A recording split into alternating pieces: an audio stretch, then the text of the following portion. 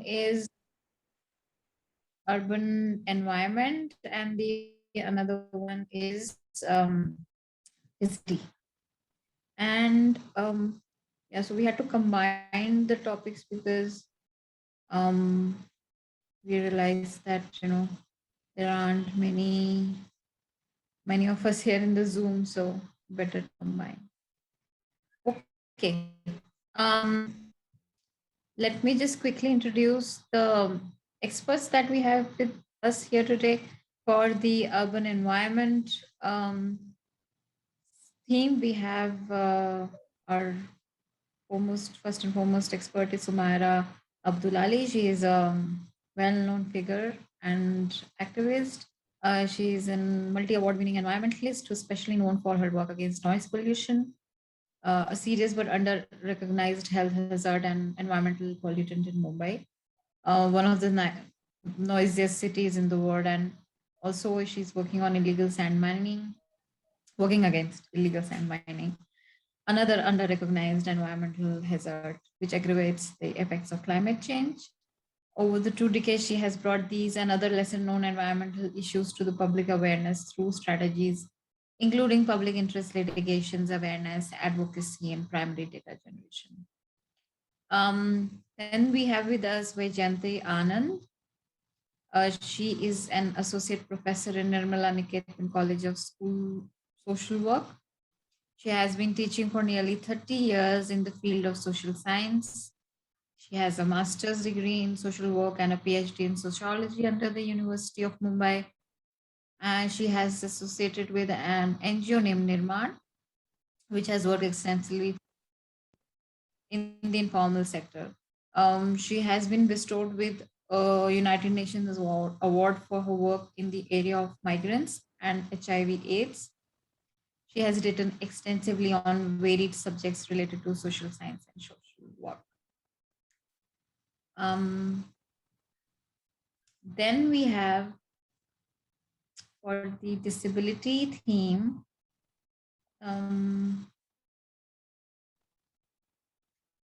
is Mr. Jayant here? No, ma'am. No. Okay. And then is Mr. Sibaji Panda here? I can't see, na? You can't see him either. And Mr. Dhananjay, he's also not here. Okay, there is. Okay. Actually, We can perhaps the disability expert will not join due to some reasons. Okay. No problem. Then let's then keep it to urban environment and go ahead with the discussions. Yes, ma'am. Okay. So I would like to request Ms. Sumaira to give a 2-3 minutes input on the topic, and then we'll move on to the next. Well, I'm going to be speaking. Hi, everyone. Good to be here. Hi. I'm going to be speaking on noise pollution immediately after this. So I'll just keep it very broad. Basically, urban environment, when we talk of environment, we mostly talk of forests and oceans and biodiversity. But we don't realize that our cities are very biodiverse too. If you take Mumbai, for example, it's full of biodiversity. We have birds, we have bird counts, we actually have a national park, the only city in the world to have a national park within city limits. So urban biodiversity consists of the kind of biodiversity we don't typically think of as urban, but it also consists of urban other things, like biodiversity from urban areas, or the effects rather of biodiversity from what we do in urban areas is multiplied many times over.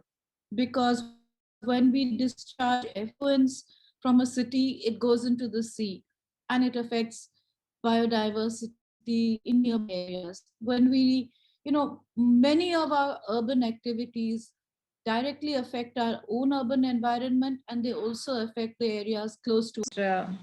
Interrupted in between. Well, I'd almost finished, but all I was trying to conclude with was that what we do in cities matters not only in the cities, it matters in the countryside as well. Because typically we use far more in the cities, and we destroy countrysides when we, when we mine coal or when we mine other things, therefore used to supply power in the cities. So what we do in cities matters. And urban issues in some ways are the most pressing reason for climate change, whether they actually play out within the urban area or not. So urban planning, the way we use, impacts a lot more than we think. I think that's all I want to say right now. Sure. Thank you.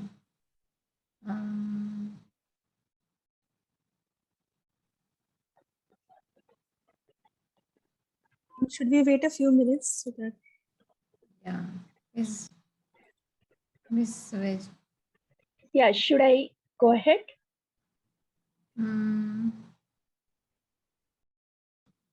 Vejanta, I think you can go ahead with. Yeah.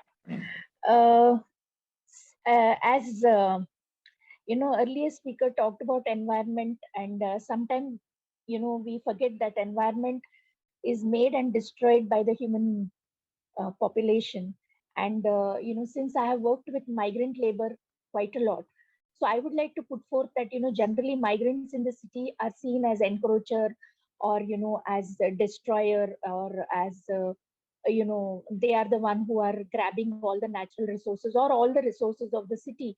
That is the picture which has been created, or most of us believe that these are the people who dirty the city, or who are because of whom the city gets destroyed. But I have seen that majority of the migrant labor in some way or the other seems to be part of the recycling, various kinds of recycling, part of the environment, which is a very important part, recycling and reuse. And I have, I'm basically wanted to talk about 2-3 of these recyclers who are there among us, who are in and around us. They are all migrant labor. They come from particular caste community, but somehow we tend to not look at them. They're invisible, but they contribute immensely in seeing to it that non-biodegradable material do not land up in the garbage dumps. So in because who not only pick the plastics and metals and various other non-biodegradable material from the garbage bins, in and around societies, as well as on the garbage dump itself, and they are spread out everywhere. You look at even you will have Thana, you will have Shivaji Nagar, you will have Kalyan, Dombivli, wherever there are garbage dumps, or you will Gorai, you will find, and otherwise also spread across. There is a whole community called Bhimnagar in Thane, where women are mostly into rag picking. They contribute immensely. That is one group. The second group, which we we need to look at, this is not non-biodegradable, but basically they contribute a lot in recycling of cloth, which is our bartanwalis. The person who take old clothes and in exchange they give utensils to various kinds of utensils. Just imagine if all those cloth were not recycled, because they reach to the rural area, and many of them cloth are now polyesters. You will not believe some of the grapes which are grown in Nasik, they are covered by the polyester saris to protect them from the dewdrops. That kind of recycling happens. And there are studies which have shown that this recycling is immense, which happens, and they contribute tremendously in seeing to it that this polyester doesn't reach. I'm just ending with the third one, which is a group which all of us know is our Dabba Batli Walas, who are like local, Raddi Dabba Batli. And whenever I have conversed with them, even plastic things where women take it and they give you garlic against it. These are all bartering kind of communities which and our Dabba Batliwala is the one who actually is very much linked with recycling units, where all the plastic goes and is recycled and it is brought back into some other form into the market. So I feel that, whenever we talk about an urban environment, if these kind of groups are not, looped in, or they are not included, or we do not include them, we are doing disservice to the whole environment issue, because if they are contributing, our environmentalists should also consider them as partners, and work with them, so that the entire, all kinds of stress which the city goes through can be reduced to a great extent. Thank you. Thank you so much. Uh, you think if some intervention is required? Okay. Okay. So let's start with me. I will go ahead with the problems. I think the problem is that urban environment is not given as much focus as it needs to. Dhananjay. Yes. Mm, okay, so problems in terms of people with, problems for people with disabilities, I have to say, or in general. So this right now we are tackling the urban environment theme. Okay. Okay. So just one thing that quickly pops in your mind: urban environment and problem. Okay. So the problem could be, what I see in front of me is the sewage water is directly, poured into the rivers, and without treatment. So that things we quickly see. So this is a big problem actually in the environment. In the urban environment. Sure. Okay. Jen.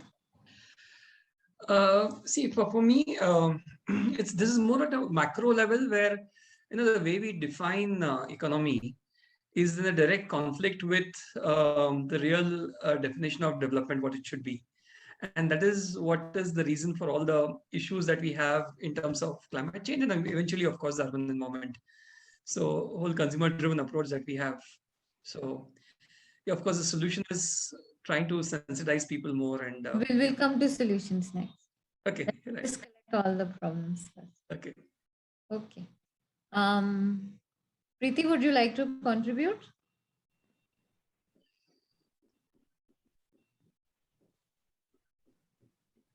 Preeti or Saurabh? You are part of the group, so. Okay. Would you want to highlight them or spotlight them? Because now I can see you, I couldn't. Okay, great. Okay. Purnima. Yeah.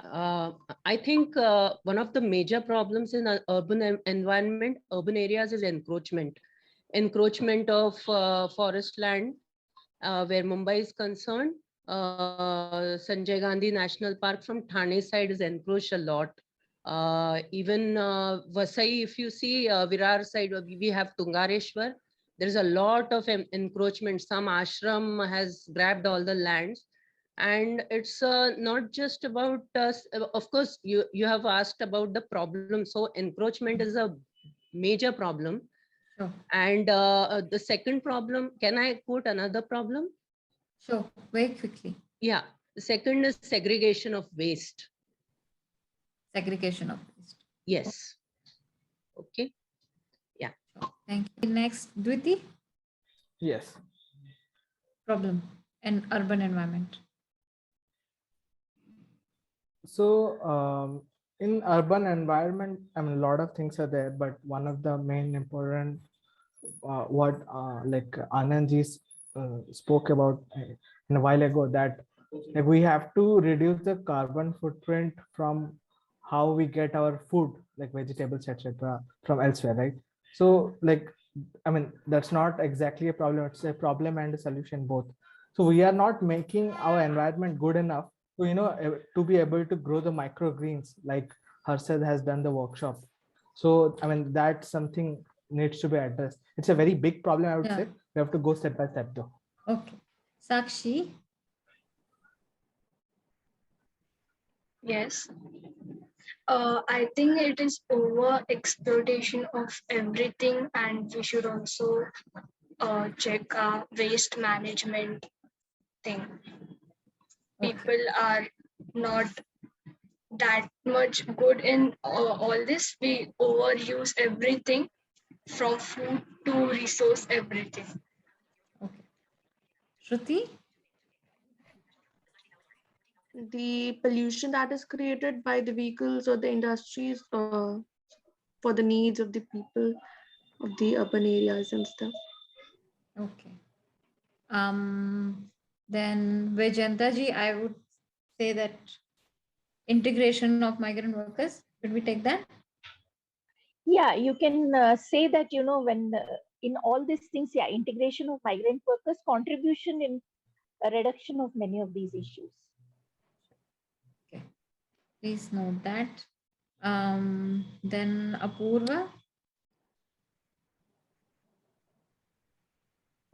The lack of emphasis of this topic in school, so that we children are educated and take steps. Chandra. Hi, Chandra. Hello. Hi, Madhvi. Sorry. Hi, everybody. Quick response. One Quick line. is, I think more from the disability perspective. I think it's a design issue which I have faced recently, and everybody is talking about. Like, if it's a blind person, how would he walk from home to wherever you want? Achha, abhi we are discussing urban environment, so we'll come to disability in a while. But for urban environment, you want to put down like one problem? I really don't see much problems except for the design issue. I mean, certainly the rapid growth has probably led to a lot of issues happening in one space at a moment. Okay. And there is probably an issue of connectivity between all these different spaces. Okay. Rohit? Yeah, to me, two major problems come to mind. One is the change in urban diversity, the biodiversity. So there is a marked reduction in the biodiversity, and you have all these generalist species that you can find everywhere. Like, even if you're moving from one city to the other, you're going to see the same species of plants and therefore birds, insects, etc. The other I would like to add is about the long-term impacts of air pollution and noise pollution. Say the instantaneous impacts is very clear, but say I feel that the long-term impacts are still missed in case of urban environments. So yeah, those are the two. Thank you. And Pranav? So what I think about urban environment and disability both. So considering both, that I feel that concept of zero waste, and in this regard, theoretical knowledge as well as practical application. So few examples like I would like to quote, like I attended microgreen workshop. So I have some coconut shells. So now I can use them to grow microgreens also. And the coconut shells, so I can use them also for transplanting banyan and peepal saplings to forest restoration projects also. And then what I do with my leftover food, like Pranav, you're talking about problems. So okay, just problems. Okay. Yeah, so you want to. okay, so this is. Okay. And Sumaira, I think we'll go with the broader thing that you mentioned, that cities affect the countryside. That's a big problem. You want to add as well? Yeah, cities affect themselves as well as the countryside. So I think cities have to take special care to make sure they plan their environment properly. Yeah. Okay, let's do next round for solutions. I would say, to me, one big solution is that we should bring more and more middle class users, those who are usually left from the broader environment discourses, into the discussions. Janji. Yeah, so actually it's something similar that you suggested, because the way I pursue it is the attitude, the consumerism attitude, which is leading to all this. And of course, getting sensitizing people and making them more aware. And of course, the media will have a big role to play here, which it is not right now, unfortunately. So yeah, that's what it is. Dhananjay? Something. Yeah. This is Dhananjay. Can I add one more thing? One Yes, more yes. problem. I have observed that in the urban areas, people are covering the entire surface by concrete, like roads and tiling and all, even in the garden and everywhere. So the water conservation cannot be possible due to those things. So this could be one of the major challenges I have observed. Okay. Next, Dviti. Yes. So one of the solutions, like regarding to the problem I suggested, would be to Or any first problem? tackle Or, the pollution. Yeah. I'm just. I mean, it will add. So first, we need to tackle out the thing of like removing trees and making more houses. Instead of that, we should make more gardens. Like that will definitely help the pollution part. And then like coming to the planning part, accordingly the roads and all can be planned so that both trees and the like people are accommodated well enough to have a healthy environment in the urban sector. Purnimaji.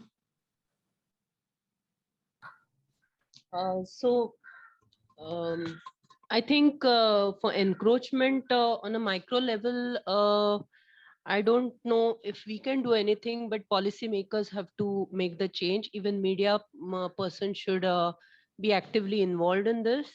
And waste segregation that I mentioned, yeah, it should start from our own homes, and we should create more awareness about it. Awareness, I think, is lacking, and we need more open spaces also.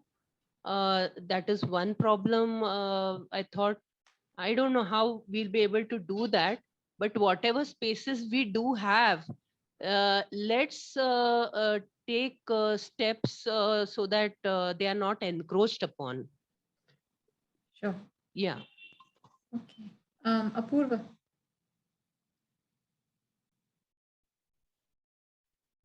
My solution would be also, as one of the previous participants said, that more inclusion of people in the whole discourse on an urban environment, which includes a broad array of things like segregation of waste and starting from home, like reducing, reusing, recycling, and being sensitive towards how we are leaving our carbon footprint and etc. So inclusion. Okay. Sure. Pranav?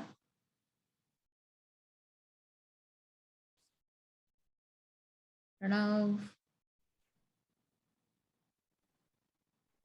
So one thing came to my mind that I came across a news that one nation, I don't remember which one, they made a compulsory part of a syllabus that community work that related to environment, that it was a tree plantation, that every student must plant and look after a particular number of trees in order to get the certificate of graduation.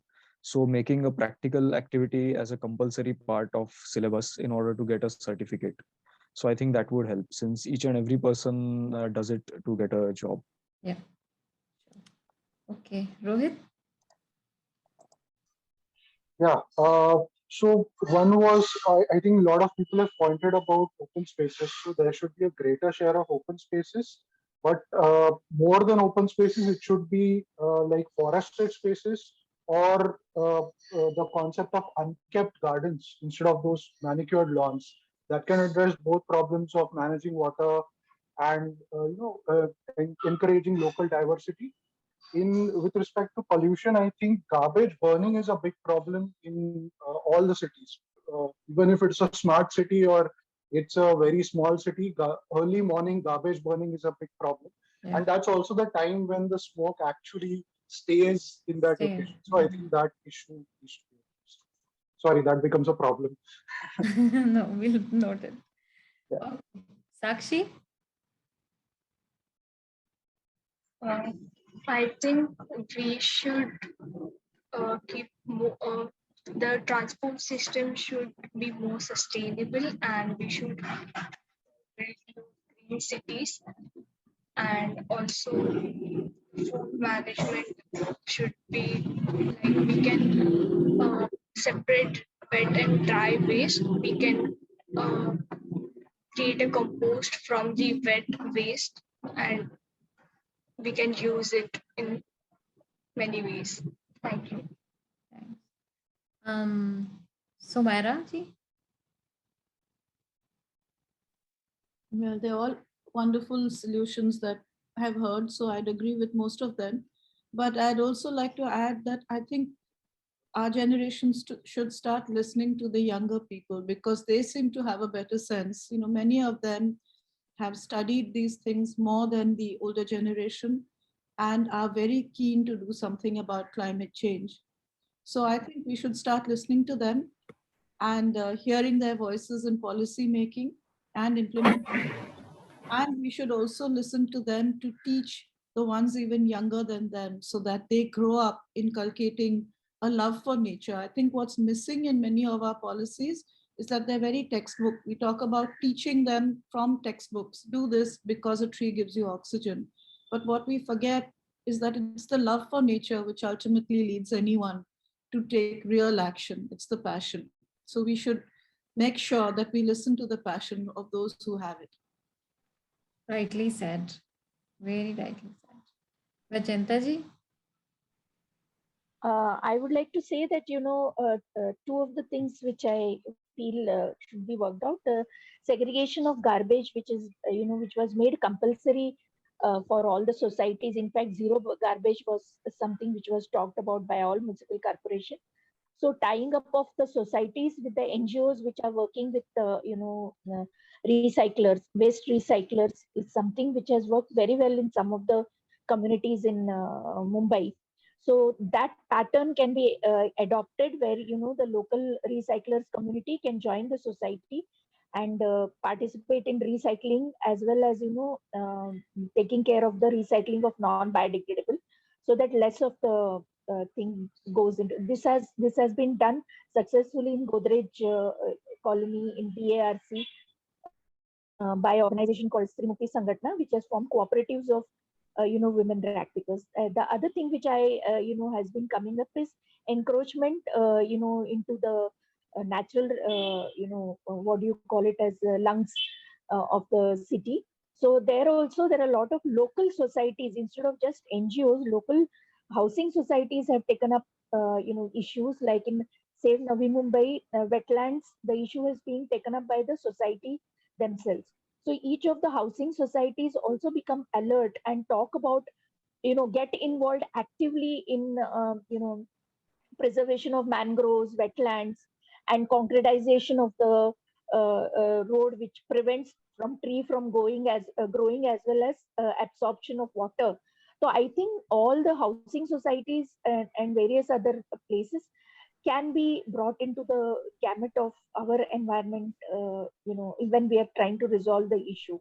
In fact, even hawkers, and all the establishments which contribute to the garbage, they all should get included in our effort.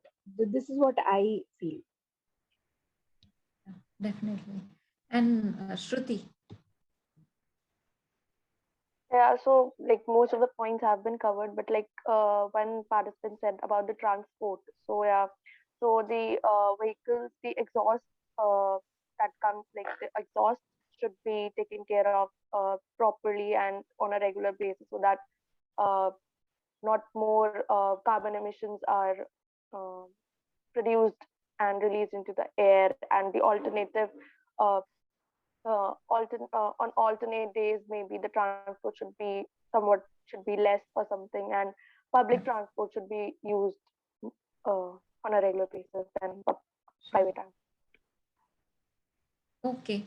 I think because we don't have much time, I will take one more minute so that at least we have 20 minutes left for the disability discussion. Just one thing I wanted to add that is Yeah. very important. There are so many solutions, but I think law and order is very weak. So if the law and order is made very strong and big penalties were kept, then probably we have very good policies, but those policies are not implemented properly because of weak Yeah. law and order. Yep. Yeah. Very valid point. Okay, I think what we can do is we can just tackle next bucket, which is of stakeholder. So each one of us just name like in one stakeholder that needs to be included. And let's be real quick about it because University. Dhananjay. Sorry? Pune University. Pune University stakeholder. Okay. I would say one stakeholder that we need to tackle is not tackle, engage urban middle class. Apurva, let's just go very quickly. Schools. Okay. Purnima ji. I think children need to get more involved. Okay. So they influence their parents in the first place. So we start from each home. Yeah. Dviti. I would say the like law and order, as he was pointing out. So like BMC is like for Mumbai or similar. Civic bodies, yeah. Civic bodies, yes. Okay. Jayanti. Media. Media. Sumaira ji. I think you need all of them. There's no one which is more important than the other. Yeah. I agree with all of them named, and they have to be together. Yeah. Okay. Pranav.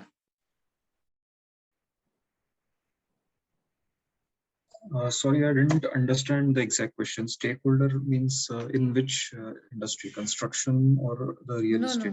In this urban environment. No, we are an environment. Any Environment. stakeholder within the environment ecosystem who needs to be engaged with. Research. Research is okay, an approach. Okay, Yes. so academia. Yeah, academia. Okay, Rohit. I would say the public transport operators. Yeah, definitely. Sakshi. Mumbai University and the colleges. Okay. Vaijanta ji, informal sector workers and I would say that civil societies and the housing societies. Housing societies, yes. Shruti. Local communities. Local communities. Dhananjay ji, you want to say something? Yes, municipal corporation. Municipal corporation. Okay. I think we close the session for environment here, but because all of us, I am sure, are pretty aware of the, or would want to engage with the disability theme as well. So we stay. And I would like to hand it over to Jayant Mahajan ji. Let me also just quickly introduce him. He's a triathlete, a professor, and a fintech enthusiast. Wow. He has engaged in the clean tech industry in the past and remains passionate about the field of metaphysics as well. Jayant has a PhD in management and has experience across different industries, including real estate, education, information technology, hospitality, and tourism. Currently working as an assistant professor with Christ University. He's also a fintech and quantum computing enthusiast and works with a few NGOs committed to the cause of climate change. We're so glad to have you here. Please take over the session. Great. So thank you for that generous introduction. It was, I think you've made a good use of LinkedIn profiles. Nice. Thanks. So yeah, I think we'll follow the same format. I believe we have about 20 minutes, right? Right. Okay. So we will go by the same format where we probably look at the problem in the context of disability and a possible solution. But before that, I think we have two experts out here. One is Dhananjay, and who else is an expert for disabilities? Sorry, I missed in the document. No, there was Sivaji Panda, to be here, but I don't think he's here. Okay. So maybe I would request Dhananjay to speak for 2 minutes. Like, what are your thoughts on disabilities? Like, well, I mean, whatever. I mean, in the context of its problems or possible solutions, the work that you do, and then we'll take it further from there. Right, Dhananjay, please. So, yes, am I audible? Yes, Dhananjay, you're audible. Okay, am I audible now? Yes, Dhananjay, you're audible. Dhananjay, sorry, actually, I should have introduced you first. So could you do that first? Yes, quickly. I'm Dhananjay Pole.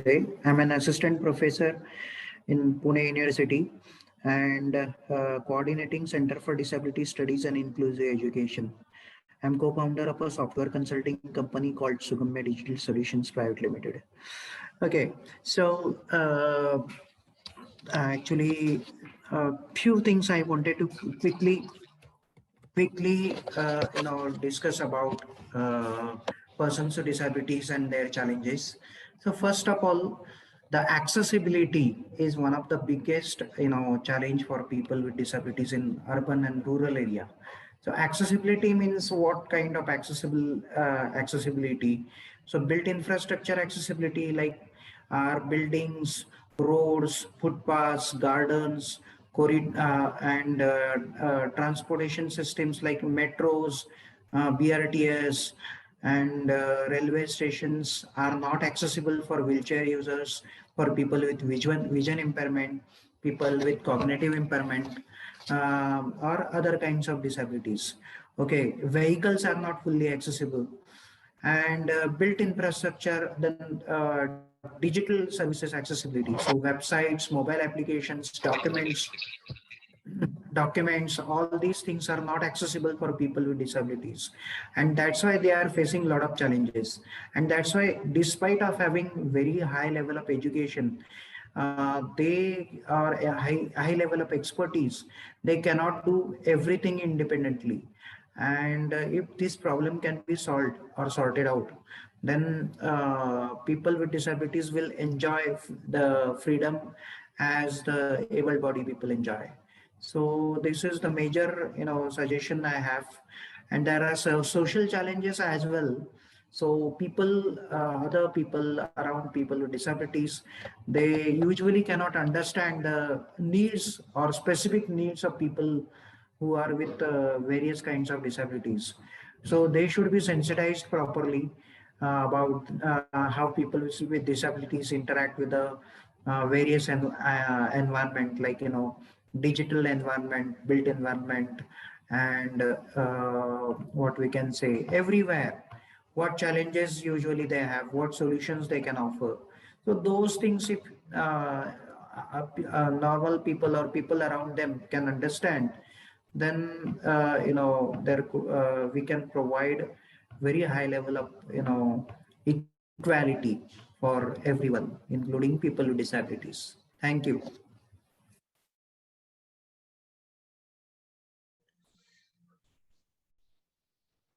Great. So now we will, in this context, let's see what everybody in the group thinks.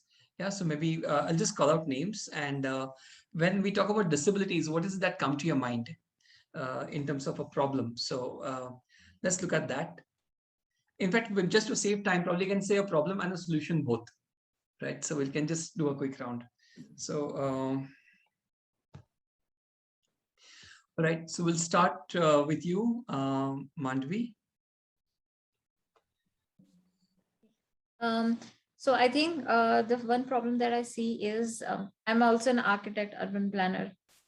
So yes, inclusion of any marginalized group is very high on my agenda. But I also feel that because the percentage, when the policies and plans are being made, people look at percentages of, okay, this percentage is so less and all.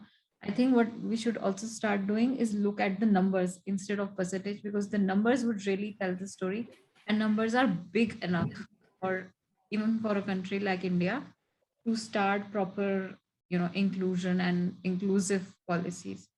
Another so the solution I would like to say is that we need social, economic, and political empowerment of people with disabilities.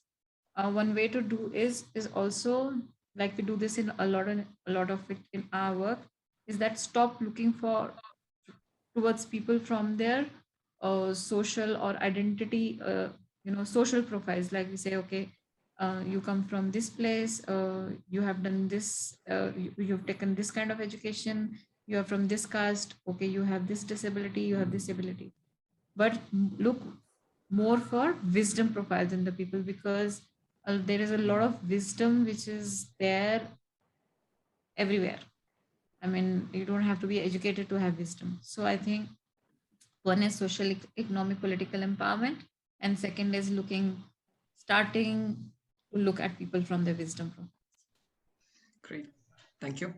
So I'll probably call out 5 or 6 names at random from the list. Yes. So, okay, we'll say Rohit Pansare. Rohit, yeah. So the one thing that comes to mind is awareness in what types of disability there are and what sort of solutions can be catered to these different disabilities, because that I feel is quite lacking. For example, if you say color blindness, it might not seem like a big thing, but then someone actually who's suffering from it can get into a lot of trouble when any kind of infrastructure is not designed for that person. So I feel increasing the awareness among different stakeholders is extremely important. So that includes BMC and whichever organizations or agencies are responsible. Yeah. Okay, great. Sumaria. Ma'am, are you there? I don't feel qualified to talk about how to handle or how to help disabled people, but I can talk about preventive disability, whether it's noise pollution, taking care of that, teaching people how to make sure they don't become disabled because of the kind of policies and structures that we have in the city. Lovely, thank you. Pranav Bhagwat.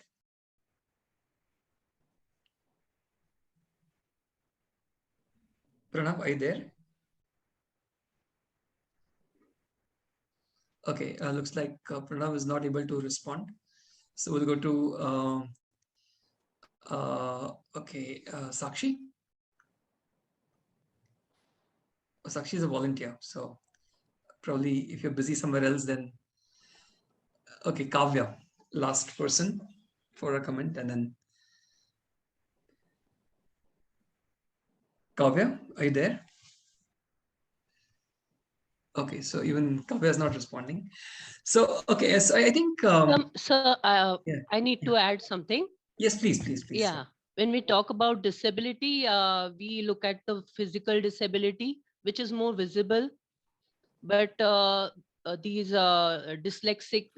dyslexia and all these problems, people with low emotional quotient and all, absolutely, that is not addressed, and that we have to start from schools. Teachers need to be trained, and they instead of building new schools for them and all, they should be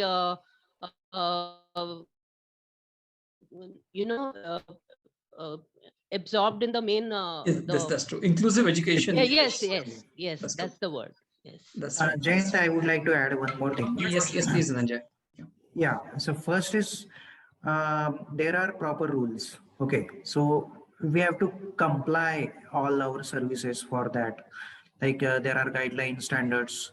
So we have to comply our website, our built infrastructure, our transport system for disability standards. Secondly, people, the sensitization is required. So that is one part. And secondly, thirdly, persons with disability should be the part of, the political system, so that they can raise their questions and they can have solution on their challenges. Great. So actually, this is where I would like to during my PhD, which was something to do with the disabilities, where I worked on some training model to teach IT to visually impaired people. Dhananjay was, I worked very closely with Dhananjay during that time. So Dhananjay runs a resource center for disabled people in Pune University. And he's also politically also actively involved in many forums. And despite of his visual disability, he has 2 master's degree. Currently, he's pursuing his PhD. So yes, given the right environment and having determination, I think, Dhananjay is one of the examples where you can really excel, in your chosen field. And as you rightly said, ma'am, Purnima, where I used to work with one of the autistic schools as a volunteer. And that disability actually, to deal with that probably is a little more challenging is what I feel. And because mental disability, yeah, it becomes more serious. And, so yes, there's, and as rightly said, Dhananjay, so there are rules, there are regulations, there are laws. The issue probably is the implementation and sensitization and awareness. And this is where I guess a lot of work still needs to be done. Yes. Any other group member wants to add? I just want to add one more thing. Yes. That, our curriculum from the school time onwards, does not include anything related to understanding both physically, physical disabilities as well as social disadvantage which are there in the society. So if that becomes part of the curriculum, the inclusive education ensures that all children, all kinds of children are, getting admission in the school, but the classmates may not be sensitized, may not have information to help the persons who are dealing with disability. So I think that, if it becomes part of the school curriculum as well as college curriculum, instead of science, arts, commerce, everywhere, even medical profession, everywhere.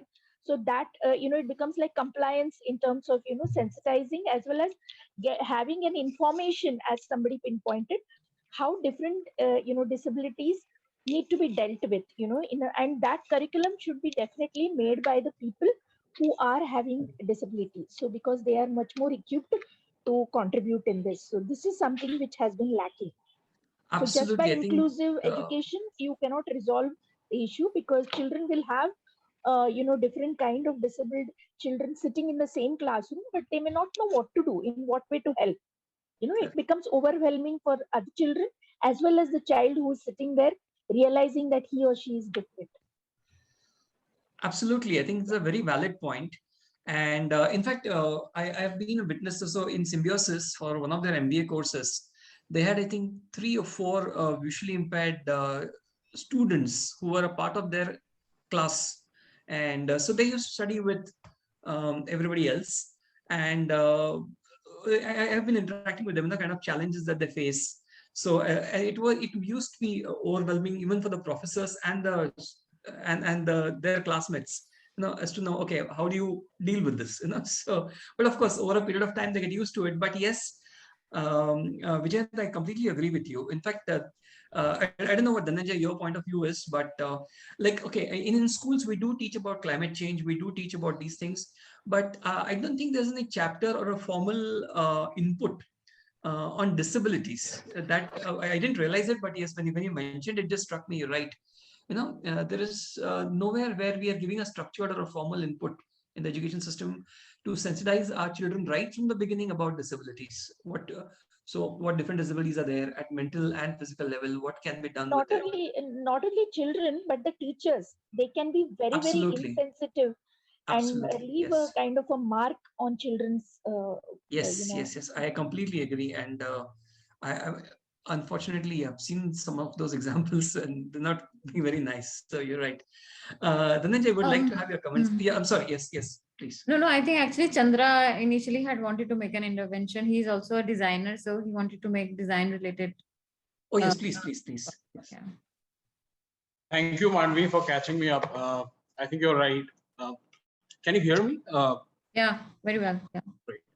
I think according to my experience of last 20 years in this thinking about and trying to do various projects, I realized that the whole Indian governance system is basically considering urban planning, but there's a huge dearth, I feel, of urban designers or probably looking as these urban places or spaces as a design exercise, I think that should be taken up at every corner of the country or every settlement. That should be taken up, I think. And I feel there are two important stakeholders which can help.